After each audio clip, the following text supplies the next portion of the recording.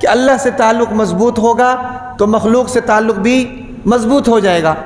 ہم کیا کرتے ہیں؟ اللہ سے تعلق مضبوط ہو نہ ہو، مخلوق سے تعلق مضبوط ہونا چاہیے، اور پھر وہی مخلوق ہمیں جوتیاں مارتی ہے۔ بھئی ہم لوگ اکثر کہتے ہیں کہ بھئی شادی جو ہے اپنی شریعت کے مطابق کرو، ہاں بھئی جو شریعت نے شادی کا طریقہ بتایا ہے اس طریقے کے اوپر شادی کرو، لیکن ہم لوگ نہیں مانتے ہیں۔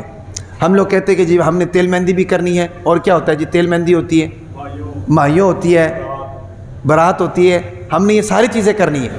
کیوں کرنی ہے؟ کہ نہیں کریں گے تو رشتہ دار ناراض ہو جائیں گے، معاشرے میں ہماری ناک کٹ جائے گی، برادری میں ہماری ناک کٹ جائے گی، ایسا ہے کہ نہیں بھائی؟ برادری میں ہماری ناک کٹ جائے گی۔ اب برادری میں ناک کو بچانے کے لیے یہ سارا کچھ کر رہے ہیں، رشتہ داروں کو ناراض ہونے سے بچانے کے لیے یہ سارا کچھ کر رہے ہیں، لیکن اس کا انجام ہوتا کیا ہے؟ رشتہ دار پھر ناراض ہو جاتے ہیں، پھر ناراض ہو جاتے ہیں۔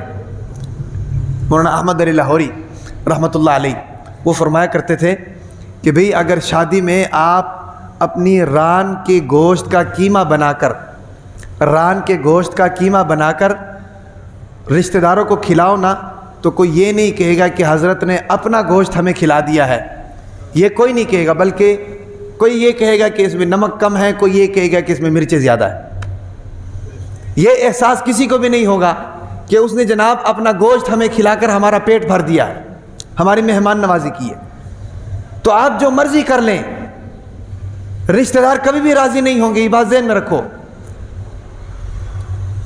تو نقصان کیا ہوا؟ رشتہ دار بھی ناراض اور اللہ بھی ناراض، رشتہ داروں سے تعلق بھی خراب، اللہ سے تعلق بھی خراب۔ اس لیے بھائی فوکس کریں کہ اللہ سے تعلق جڑ جائے۔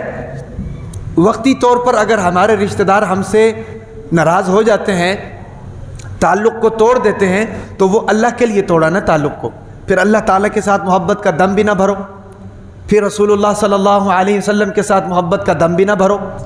جب عاشق رسول ہونے کا دعویٰ بھی کرتے ہو، جب اللہ تعالیٰ کو اپنا رب بھی مانتے ہو، تو پھر اللہ اور اس کے رسول کی مان کر چلو، زندگی تو اس طرح گزارنی ہے۔ کہنے کو تو ہم سارے مسلمان ہیں بھئی، کہنے کو تو ہم سارے مسلمان ہیں، لیکن 24 گھنٹے کی زندگی اللہ کی نافرمانی میں گزر رہی، اور 12 ربیع الاول آتا ہے تو ہم سب عاشق رسول ہیں۔ یعنی ہم نے عاشق رسول کا معیار صرف اور صرف لائٹوں تک محدود کیا ہوا ہے، وہ بھی اپنی پبلسٹی کے لیے۔ یہ ہے ہماری مسلمانی۔ بھئی اگر ایمان سیکھنا ہے نا، ایمان، تو صحابہ کرام کی زندگیوں کو پڑھو، صحابہ کی زندگیوں کو پڑھو، ان کی بہادریوں کو دیکھو، ان کی شہادتوں کو دیکھو، ان کے واقعات کو دیکھو، اور ان کی قربانیوں کو دیکھو، پتہ چلے گا کہ بھی ایمان کس کو کہتے ہیں، پتہ چلے گا کہ بھی محبت کس کو کہتے ہیں، پتہ چلے گا کہ فرما برداری کس کو کہتے ہیں، پتہ چلے گا کہ اللہ اور اس کے رسول کے حکم پر عمل کر کے دکھانا کس کو کہتے ہیں۔ سمجھ آ رہی کہ نہیں؟ یاد رکھیں، اس امت کے لیے صحابہ کرام رضوان اللہ علیہم اجمعین رول ماڈل ہے۔ کیا ہے؟ رول ماڈل ہے۔ دیکھو نا بھئی، آپ دکان میں کوئی چیز بیچتے ہیں بھئی، تو کچھ چیزیں ایسی ہوتی ہیں جو آپ نے سامنے لگائی ہوتی ہیں، ان کو کیا کہتے ہیں بھائی؟ ڈسپلے پہ لگائی ہوتی ہیں۔ کیوں لگائی ہوتی ہیں؟ یہ چیز ہمارے پاس اویلیبل ہے۔ بھئی صحابہ کرام رضوان اللہ علیہم اجمعین ڈسپلے ہیں۔ صحابہ کو دیکھ کر اسلام پر عمل کرو، صحابہ کو دیکھ کر نبی سے محبت کرو، صحابہ کو دیکھ کر اپنی نمازیں پڑھو، صحابہ کو دیکھ کر اپنا کام کرو اور اپنا کاروبار کرو۔ دنیا کے اندر تمام معاملات اگر کرنے ہیں تو ہمارے سامنے رول ماڈل صحابہ کرام رضوان اللہ علیہم اجمعین ہے، انہوں نے کر کے دکھا۔ دو ترتیبیں ہوگی۔ تیسری ترتیب میں بتا رہا تھا کہ بھائی اللہ کے ساتھ تعلق کو جوڑو گے تو مخلوق کے ساتھ تعلق خود بخود جڑے گا۔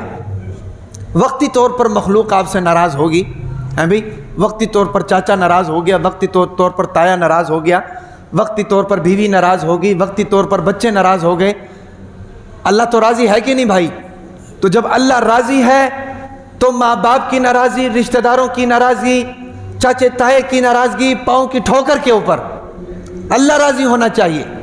جب اللہ راضی ہوگا یہ سارے خود لائن پر لگ جائیں گے، یہ سارے خود راضی ہو جائیں گے۔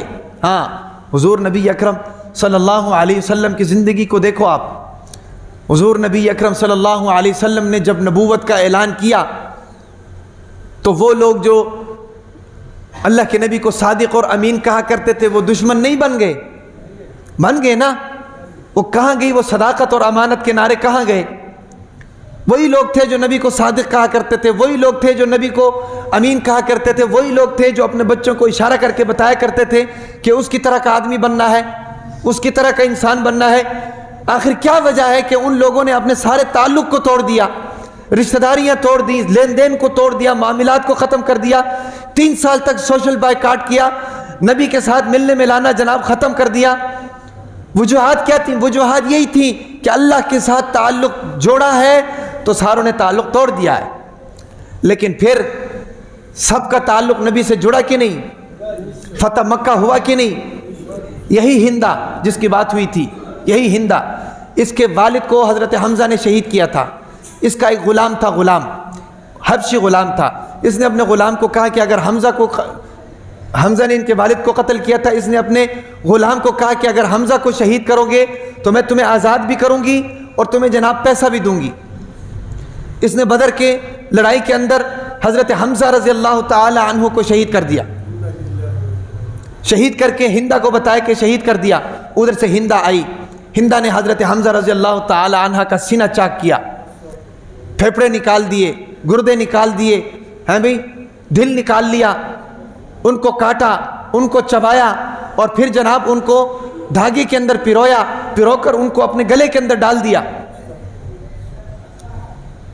اس سے بڑا ظلم کوئی ہو سکتا ہے بھائی؟ کیوں کر رہے ہیں یہ؟ نبی کی دشمنی میں، اللہ کی دشمنی میں یہ کر رہے ہیں۔ لیکن کیا وجہ ہے کہ وہی فتح مکہ کے موقع پر وہی ہندہ اللہ کے نبی کے پاس آتی ہیں اور اللہ کے نبی کے پاس آ کر اسلام قبول کرتی ہیں اور اللہ کے نبی اس کو معاف کرتے ہیں، اور وہ کہتی ہیں کہ اللہ کے نبی واحد آپ تھے کہ جس سے میں دنیا کے اندر سب سے زیادہ نفرت کرتی تھی، آج واحد آپ ہیں کہ جس سے دنیا کے اندر سب سے زیادہ میں محبت کرتی تھی۔ یہ کیوں ہوا؟ سوال یہ ہے یہ کیوں ہوا؟ یہ اس لیے ہوا کہ بھائی اللہ کے ساتھ تعلق کو جوڑو، مخلوق کا تعلق اللہ خود ہی آپ کے ساتھ جوڑ دیں گے۔ ہاں، اللہ کے نبی نے اپنا تعلق اللہ کے ساتھ مضبوط رکھا، صحابہ کرام نے تعلق کو اللہ کے ساتھ مضبوط رکھا، اللہ نے دنیا کو ان کے قدموں کے نیچے ڈھیر کر دیا، قیصر و کسریٰ کے محلات ان کے قدموں کے نیچے ڈھیر کر دیے۔ حضرت عمر رضی اللہ تعالی عنہ کا دور ہے بھئی، قیصر و کسریٰ کے محلات فتح ہوئے، حضرت عمر رضی اللہ تعالی عنہ کھڑے ہوئے ہیں، اتنے میں جناب صحابہ کرام نے قیصر و کسریٰ کے ہیرے جواہرات جا کر عمر رضی اللہ تعالی عنہ کے سامنے ڈھیر لگا دیے۔ اتنے زیادہ ہو گئے کہ عمر رضی اللہ تعالی عنہ اس طرف سے نظر نہیں آنے لگے، اتنے زیادہ ہو گئے، اور ان ہیرے جواہرات کے اوپر ان بادشاہوں کے تاج پڑے ہوئے تھے۔ حضرت عمر رضی اللہ تعالی عنہ کی آنکھوں میں آنسو آ گئے کہ کہاں عرب کے رہنے والے چرواہے ہیں بھئی، جن کو اپنے اونٹ چرانے نہیں آتے تھے، نبی کے ساتھ تعلق کو مضبوط کیا، اللہ کے ساتھ تعلق کو مضبوط کیا تو اللہ نے قیصر و کسریٰ کے محلات کو ڈھیر کر دیا۔ سمجھ آ رہی کہ نہیں بھائی؟ تو میں یہ بتا رہا ہوں کہ بھائی اپنی ترتیب کو ٹھیک کرو، دنیا کے اندر رہنے کی ترتیب کو ٹھیک کرو۔ 2 ترتیبیں بتا دیں، تیسری ترتیب یہ ہے کہ بھائی اللہ کے ساتھ تعلق کو مضبوط کرو، مخلوق کے ساتھ تعلق خود ہی سمر جائے گا۔ ہاں، حضرت معاویہ رضی اللہ تعالی عنہ نے حضرت عائشہ رضی اللہ تعالی عنہ کو خط لکھا، اور خط لکھ کر فرمائے کہ ام المؤمنین مجھے کچھ نصیحت فرمائے، تو حضرت عائشہ رضی اللہ تعالی عنہ نے ان کو نصیحت فرمائی، اور ان کو نصیحت فرما کے لکھا کہ اگر مخلوق کو راضی کرنے کے پیچھے لگ جاؤ گے خالق کو ناراض کر کے، تو یہ مخلوق تمہارے ساتھ نفرت کرے گی، تمہارے ساتھ راضی کبھی بھی نہیں ہوگی۔ لیکن اگر اللہ کو راضی کرنا شروع کر دو گے، چاہے مخلوق ناراض ہو جائے، تو اللہ تعالیٰ اس مخلوق کے دل میں تمہاری محبت ڈال دیں گے۔ یہ حضرت عائشہ رضی اللہ تعالی عنہ کا خط تھا جو حضرت امیر معاویہ رضی اللہ تعالی عنہ کے لیے لکھا۔ تو 3 چیزیں ہو گئیں۔